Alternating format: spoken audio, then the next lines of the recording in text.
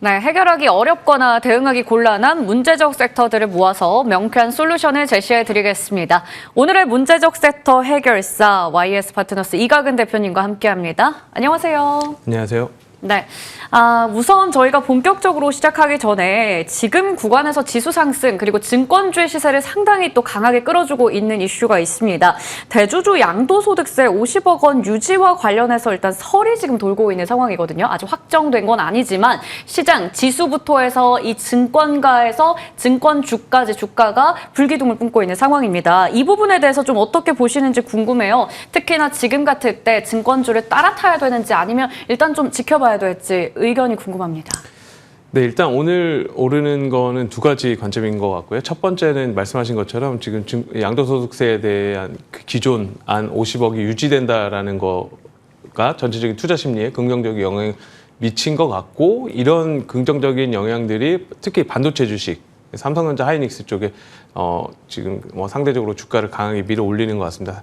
여타 지금 최근에 조선주나 이런 섹터들에 비해서 반도체 굉장히 약했는데 우리나라 전체적으로 지금 코스피에서 삼성전자 하이닉스가 차지하는 비중이 대략 30%가 넘거든요. 그래서 이런 부분들이 지수를 끌어올리는 것 같고, 그 배경에는 양도세가 있다. 그리고 양도세 관련 부분들은 이제 증권주를 또 밀어올리긴 하는데, 지금 시점에서는 증권주를 따라붙는 거는 사실 우리가 많이 보던 그런 그 대자뷰잖아요. 네. 뉴스에 실제로 이제 확정이 될 경우에는 세론이 나올 가능성이 굉장히 크다고 봅니다. 오히려 이게 지금 당장 구체화되지 않고 기대감들이 좀 더 가져간다라고 보면 증권주들의 시세는 오늘 넘어서 이제 내일이나 이번 주 내내 좀 지속이 될 수 있겠지만, 만약에 오늘이나 내일 정도 지금 시장에서 계속 뉴스 도는 것처럼 만약에 오늘 확정이 됐다라고 할 경우에는 오늘 단기 고점이 나올 가능성도 커 보여서 이런 부분들은 조금 조심해서 대응을 해야 되지 않을까라고 보고 있습니다. 충분히 주의해야 되고 경계해야 되는 부분에 대해서 말씀해 주셨습니다. 저희도 뉴스 나온다면 또 실시간으로 이야기 드리도록 하겠습니다.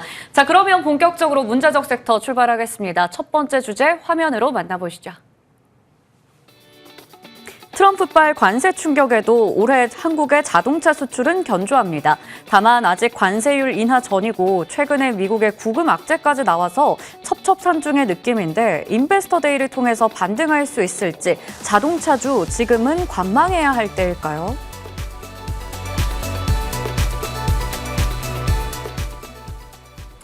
아까 들어오기 전에 하나 딱 봤는데 원래 대미 투자 엄청 늘린다 이런 얘기 했었잖아요, 자동차 쪽에서. 근데 오히려 이게 하나의 또 리스크가 된 것 같다, 정말 좋다 말았다 이런 얘기가 있었어요. 워낙에 트럼프 리스크가 자동차 업계를 덮치고 있는 상황입니다. 관세 불확실성부터 해서 미국에서 이제 구금 이슈까지 전해졌단 말이죠.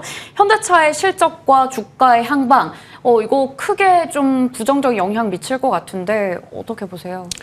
네, 일단 지금 자동차 섹터 자체만 놓고 보면 여기서 더 나쁜 내용이 뭐가 나올 수 있을까 할 정도로 모든 악재가 지금 다 나와 있습니다. 네. 그러니까 관세 지난번에 협상에서 15%로 어느 정도 완화가 된 것 같았으나 아직까지 거기에 대한 서명이 이루어지지 않고 있고요. 상대적으로 경쟁업체라고 볼 수 있는 일본은 지금 어느 정도 그 구체화된 서명이 끝났는데 아직 우리나라는 그게 안 됐다라는 점이 좀 시장에서 우려하고 있는 부분이고, 그리고 또 하나는 이 미국 공장에 대한 근로자들 부분이 갑자기 터져 나온 부분입니다. 사실 이거는 생각지도 못했던 부분들에서 지금 나온 거기 때문에 자동차 쪽에는 또 하나의 악재가 됐다라고 볼 수 있는데, 이제 문제는 보면은 주가는 버티고 있다라는 거죠. 예. 우리가 지금 예상할 수 있는 악재는 다 나왔고, 추가적으로 나왔음에도 불구하고 현대차 기준으로 대략 22만 원 정도에서 주가가 강하게 버티고 있다라는 거는 이게 이제 이 정도면 거의 락바텀이다라고 시장은 좀 보고 있는 것 같고요. 이제 이렇게 될 경우에는 사실 주가의 향방은 실적을 따라갈 수밖에 없습니다. 실제로 이제 8월 같은 경우에는 격정이 굉장히 많았음에도 불구하고 지금 미국 내에서 현대기아차 합산으로 12.3% 시장 점유율을 가져가면서 사상 최고치를 기록했거든요. 그러니까 사실 8월 달 출하량 같은 경우는 이미 이제 관세에 대한 영향들이 있었고, 그리고 그 상황에서 일본뿐만 아니라 국내 그리고 유럽 업체들 전반적으로 교통 정리가 끝난 상황에서 나온 그 시장 점유율이기 때문에 나름 선방을 했다라고 보고 있는데, 다만 이제 문제는 미국 쪽에서는 선방을 했는데 관세 영향 다 맞고도 근데 이제 전 세계적으로 자동차 수요 자체가 조금 부진하다라는 거고요. 현대기아차 기준으로 보면은 아까 미국은 전년 동기 대비 각각 현대차, 기아가 11%, 10% 정도 증가했습니다. 전년 동기 대비. 근데 지금 글로벌 전체 합산을 해보면 플랫이시거든요. 그러니까 다른 지역의 수요가 굉장히 안 좋았다. 그래서 자동차 전반적으로 조금 부진한 상황이기 때문에 이게 어쨌거나 지금 현대차가 미국 내에서는 굉장히 잘하고 있는 건 맞는 것 같습니다. 그래서 이런 부분들이 주가의 락바텀을 만들어 가는 거고, 그리고 추가적으로 이제 약해지는 미국을 제외한 나머지 수요들, 이런 부분들이 어느 정도 방향성을 향후 이제 9월달, 10월달의 실적들을 가지고 방향성을 나타내지 않을까라고 보고 있습니다. 미국 쪽에서 나름 또 선방하고 있는 만큼 지금 주가도 22만 원 선에서 잘 지지가 되고 있는데, 이제 그 다른 국가들에서의 실적이 앞으로 주가 방향성을 가릴 것이다라고 말씀해 주셨습니다. 자, 그러면 지금 미국 시장의 위기감이 어느 정도 있지만 그래도 선전하고 있는 가운데 이번 18일에 CEO 인베스터 데이가 열릴 예정이거든요. 근데 처음으로 해외에서 진행된다고 하더라고요. 미국에서 나오는 만큼 앞으로 이런 리스크를 좀 탈피할 수 있는 여러 중장기 전략을 내놓을 것 같은데, 여기서 정말 반등의 실마리를 찾을 수 있을까요? 네, 일단 여기에서 이제 굉장히 막 드라마틱한 뭐 이런 내용들이 나오기는 좀 어려울 것 같긴 한데, 이제 내부적으로 현대차가 어느 정도 잘 시장을 대응을 하고 있느냐, 이런 부분들이 나와야 될 것 같습니다. 지금 현대차가 가지고 있는 위기는 현대차 내부적인 위기라기보다는 지금 글로벌 환경을 둘러싸고 있는 매크로 변수들이거든요. 관세라든가 아니면 글로벌 자동차 수요 둔화, 이런 부분들은 사실 현대차 자체가 어떻게 할 수 없는 부분이기 때문에 여기서 인베스터 데이에서 뭔가를 이렇게 굉장히 쇼업하기는 좀 어려울 것 같습니다. 다만 여기서 이제 회사의 장기적인 비전, 그리고 지금 이제 특히 이제 미국 같은 경우에는 지금 현대차가 계속 가지고 많이 얘기들을 하는 보스턴 다이나믹스의 휴머노이드 로봇이 미국의 공장의 생산성을 얼마나 높일 수 있느냐. 사실 테슬라 같은 경우에도 지금 자기네들의 옵티머스 2가 생산 라인에 투입되면서 대부분의 비용을 많이 크게 줄일 수 있고, 이런 부분들이 수익성 개선을 나타날 수 있다라는 거에 대한 기대감들이 꽤 있는데, 테슬라 옵티머스 2보다 훨씬 퍼포먼스가 좋은 보스턴 다이나믹스의 그 아틀라스 로봇이 과연 어느 정도로 그 생산성에 도움이 되느냐, 이런 부분들이 만약에 쇼업이 된다라고 보면 글로벌 투자자들은, 그러니까 지금 자동차 산업은 현대차만의 문제가 아니고 전 세계적인 자동차 산업의 문제인데, 여기서 현대차가 자체적으로 어떤 실마리를 잘 풀어나갈 수 있는 해법을 가지고 있느냐, 이제 이런 부분들을 설명이 된다라고 보면 적어도 글로벌 피어 내에서는 좀 아웃퍼폼하지 않을까라고 보고 있고요. 이제 이런 부분들이 실제로 어느 정도로 잘 연결이 되는지는 18일 날 지켜봐야 될 것 같습니다. 전반적으로 글로벌 자동차 업체들이 다 어려운 와중에 현대차는 뭔가 차별화되는 부분을 로봇 쪽에서 또 보여주지 않을까, 우리 인베스터 데이에서 어떤 얘기 나올지 잘 지켜봐야겠네요. 자, 그러면요, 이번에는 부품 쪽에 대해서도 궁금합니다. 최근에 또 일부 부품주들 안에서는 뭐 실적이나 뭐 신사업에 대한 기대감 등등 바탕으로 해서 반등이 좀 나오고 있거든요. 종목 선별은 잘 해봐야 될 것 같긴 한데, 이쪽에서 그렇다면 우리가 투자하는 건 괜찮을지, 신규 진입 해도 괜찮다고 보세요? 아니면 마찬가지로 좀 더 지켜볼까요? 네, 일단 완성차 업체가 주가가 좀 지지부진한 상황에서는 이 부품 업체들의 주가가 오르기는 사실 쉽지 않습니다. 그래서 완성차에 어느 정도 모멘텀이 발생했을 때 그거보다 더 높은 베타, 예를 들어서 현대차가 5% 오르면 뭐 서현이와나 다른 이런 업체들의 주가가, 화신 같은 업체들의 주가는 10%, 15% 올라가는 건데, 아직까지는 완성차 업체들의 주가가 본격적으로 상승하기 위한 돌파구는 보이지 않기 때문에 당분간은 좀 쉴 거라고 보여집니다. 다만 이제 지금 8월 달에 현대차, 기아차 모두 그 미국 판매량을 보면 가장 눈에 띄었던 부분이 하이브리드 자동차의 판매량이 굉장히 급증했다라는 거고, 만약에 이제 굳이 이제 자동차 섹터에서 특히 부품 업체들의 그 주식을 산다라고 보면 이제 그런 관련된 부분들의 그 종목들 선별해야 되지 않을까라고 보고 있고요. 많이 아시는 것처럼 코리아 FT라든가 S&T 모티브처럼 같이 이렇게 하이브리드 자동차랑 직접적으로 관련이 있는, 특히 이제 S&T 모티브는 방산이랑도 어느 정도 익스포저가 있기 때문에 코리아 FT 같이 이렇게 100% 그 하이브리드 자동차의 그 판매량과 실적이 연동되는 부분들 같은 그런 업체들의 주가는 계속해서 지금 신고가를 기록하고 있거든요. 그래서 이런 부분들로 선별해서 봐야 되지 않을까라고 보고 있습니다. 다 보는 게 아니라 또 하이브리드 차와 연관되어 있는 두 종목 말씀해 주셨네요. 코리아 FT, S&T 모티브 기억해 보도록 하겠습니다. 자동차에 대한 이야기 나눠봤고요. 두 번째 주제로 넘어가 보겠습니다. 상반기 화장품 수출액은 7조 6천억 원으로 반기 최대를 기록했습니다. K의료관광도 핫한 추세죠. 한편 대표주인 APR은 유럽 개화 수혜주로 꼽힌과 동시에 고평가 논란도 나오는데 K뷰티주 하반기도 좋을까요?